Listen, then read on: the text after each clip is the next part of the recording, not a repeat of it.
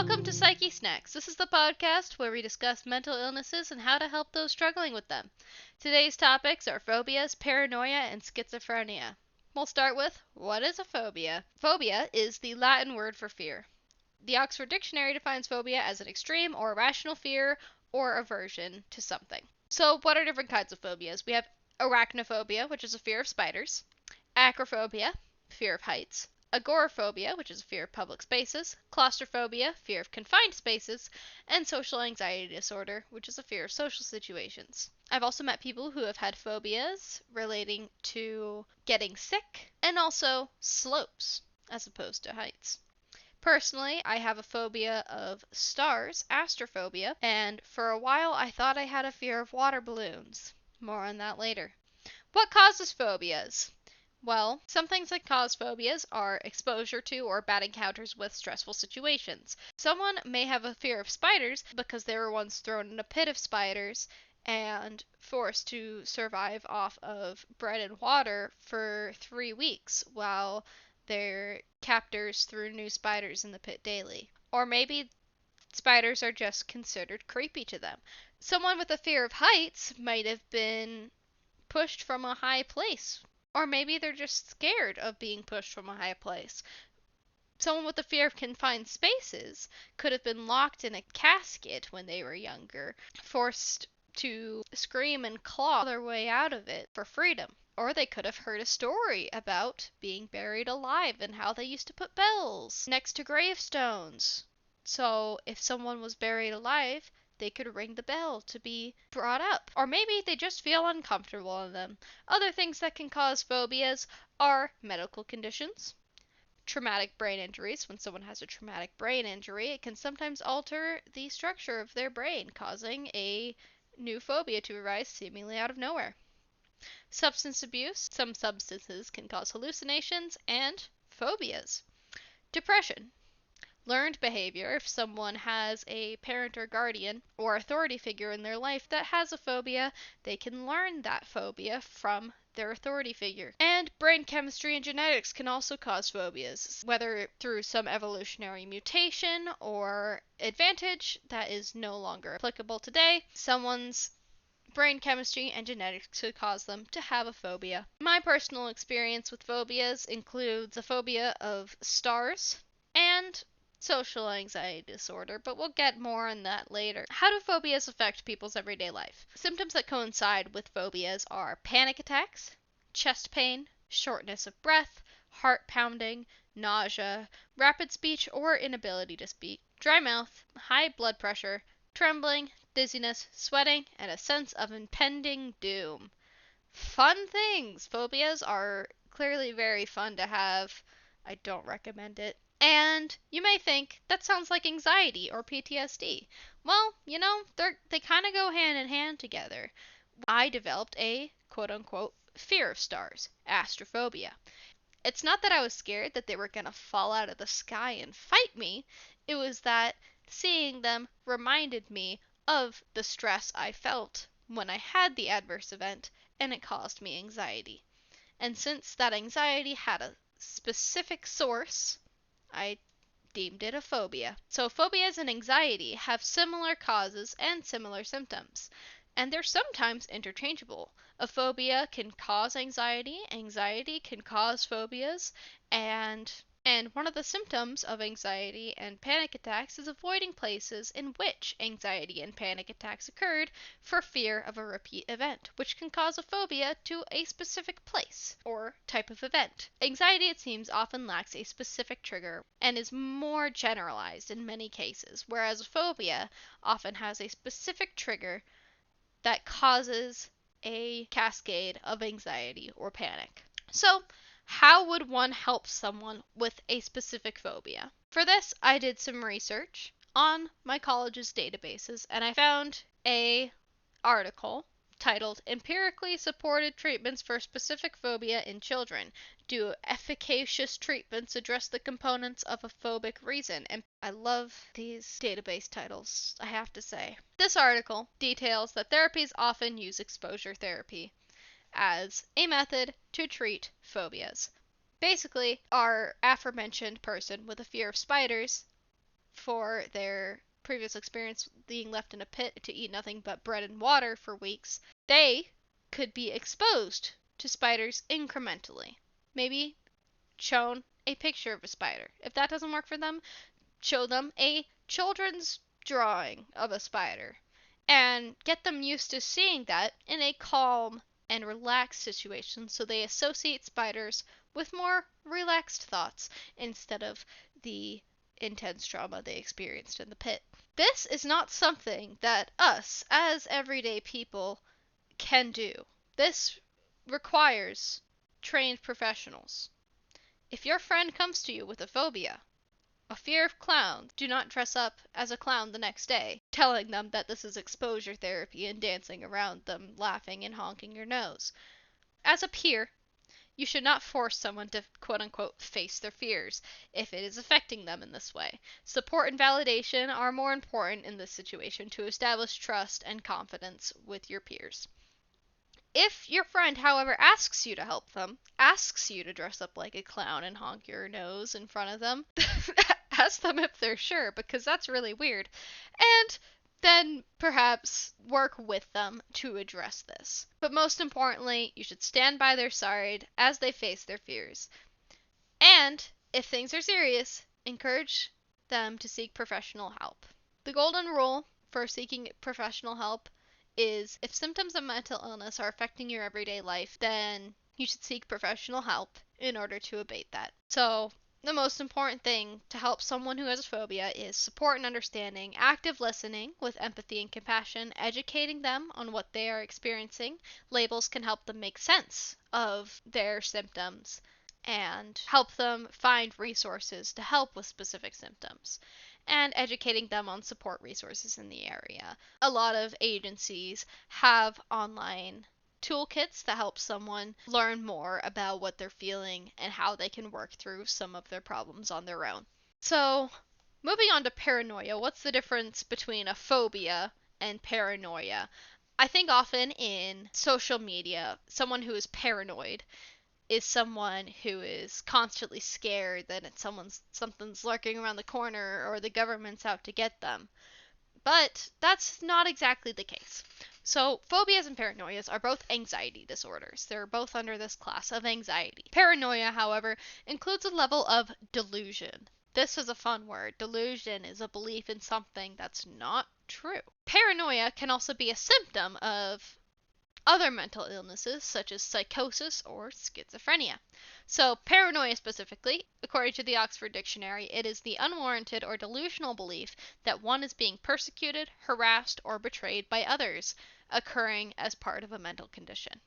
So, some characteristics of paranoia are being defensive, hostile, and aggressive, being easily offended, believing that they are always right, and having trouble relaxing or letting their guard down, not being able to compromise, forgive, or accept criticism, not being able to trust or confide in other people, and reading hidden meanings into people's normal behaviors. All those symptoms were pretty vague, and you may think to yourself, oh, I kind of do that. Don't diagnose yourself with paranoia, because that needs to be left to trained professionals. And also don't go around diagnosing your friends with paranoia, because that's a great way to break their trust, and don't do that. So different kinds of paranoia include paranoid personality disorder. So this is a mild but persistent mistrust. There's delusional disorder, which includes severe and unrealistic beliefs. Persecutory paranoia, which is specifically delusions of harm and threat. Grandiose paranoia, delusions of power and importance. Reformatory paranoia, delusions of healing and reforming.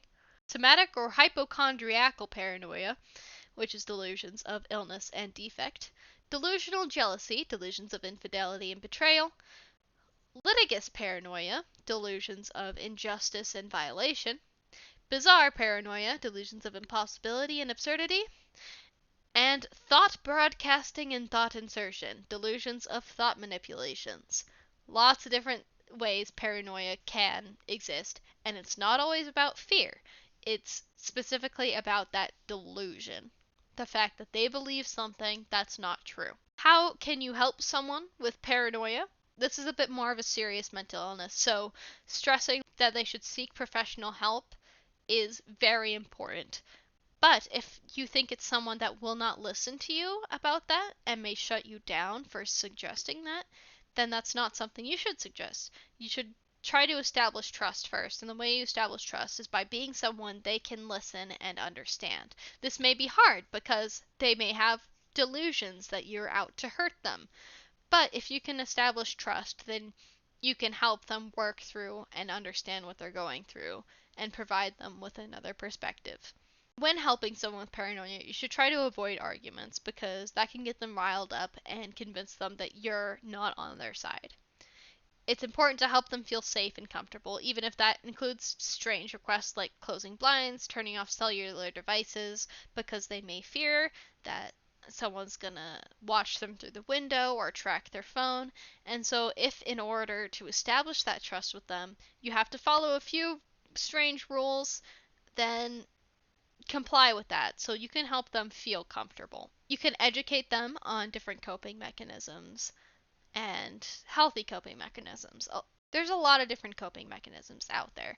Some are healthy and some are not. Some unhealthy coping mechanisms include isolation and self-harm, whereas healthy ones can be certain kinds of escapism, like drawing and other creative projects, and also meditation and referring to your support system. If necessary, you may have to hospitalize someone with paranoia because they can become a danger to other people or to themselves. And when helping someone with paranoia, you also need to avoid encouraging their delusions. If they say that the government is watching them, it's important that you don't confirm that the government's watching them. Don't tell them that birds aren't real. And don't tell them that vaccines contain government trackers, because that will only encourage their delusions. How does paranoia relate to schizophrenia? So, paranoia is often a characteristic of schizophrenia. It's a piece of the puzzle that can make schizophrenia. What is schizophrenia? Well, if we split it down to two parts, there's two words in it, schizo and phreno. In Latin, those mean split and mind, respectively. So, schizophrenia is a split mind. The Merriam-Webster dictionary defines it as a mental illness that is characterized by disturbances in thought, such as delusions, perception, such as hallucinations, and behavior, such as disorganized speech or catatonic behavior, by a loss of emotional responsiveness and extreme apathy, and by noticeable deterioration in the level of functioning in everyday life. Some characteristics of schizophrenia include hallucinations, seeing or hearing things that aren't there; delusions, that is paranoia, believing in things with no logical evidence to support them; disorganized thinking and behavior; flat or inappropriate affect, that is a restricted range of emotions; cognitive deficits, impaired reasoning and problem solving; and occupational and social dysfunction. So, just like there are different kinds of paranoia, there's also different kinds of schizophrenia. Some of these different kinds are paranoid schizophrenia, which is the frequent visual and auditory hallucinations, delusions, and disorganized speech. Hebephrenic schizophrenia, which is disorganized schizophrenia, typically develops when you're 15 to 25 years old. Catatonic schizophrenia, which is characterized by extreme physical immobility or excessive purposeless movement. Undifferentiated schizophrenia, which is a schizophrenia that doesn't fit neatly into other types of schizophrenia. Residual schizophrenia, symptoms are less severe but still present. Simple schizophrenia, which is a gradual decline in functioning. Synestopathic schizophrenia, which focuses on bodily sensations. And unspecified schizophrenia, where, again, symptoms don't fit into any other subtype. While I was going through databases and researching some of these mental illnesses, I came across a first-person account of someone who had paranoid schizophrenia. This was an account of someone who believed they had special powers, that they were psychic and could manipulate other people's thoughts. And they believed this because they had read up on things related to psychics, and they filled in the gaps with what little they had read of the Bible. And so they had religious delusions paired with their psychic delusions. And this person, in all their experiences with schizophrenia, emphasized the importance of not entertaining someone's paranoid delusions, as they were sure that if someone came to them today with similar delusions or with any sort of evidence that supported said delusions, they would slip back into their paranoid delusions of grandeur and psychic powers. So, not encouraging the delusions of someone who's paranoid or schizophrenic can help them recover and live a normal life. So, other ways to help someone with schizophrenia is to encourage treatment and self-help. Again, this is a very severe mental illness, and encouraging them to seek help is very important. But again, it can be very hard, and you have to establish trust with them first before anything. So, as someone who cares for this person with schizophrenia, it's important to be a part of their social network. Let them know that you are there for them if anything comes up and if they need someone to talk to about what's going on. There are medications, antipsychotics, that can help with schizophrenia, but the problem with medications while going through psychosis is that it's very common that they can forget to take these medications. So it's important to remind them to take medication if necessary, as antipsychotics can be very helpful.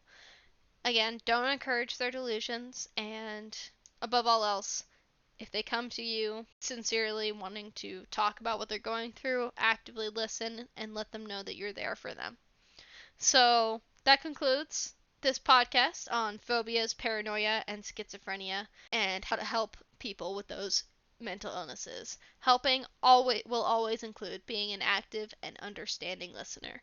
But it's also important not to sugarcoat the fact that if someone has a disorder that's significantly affecting their quality of life, they should seek professional help. So I hope you enjoyed this Psyche snack.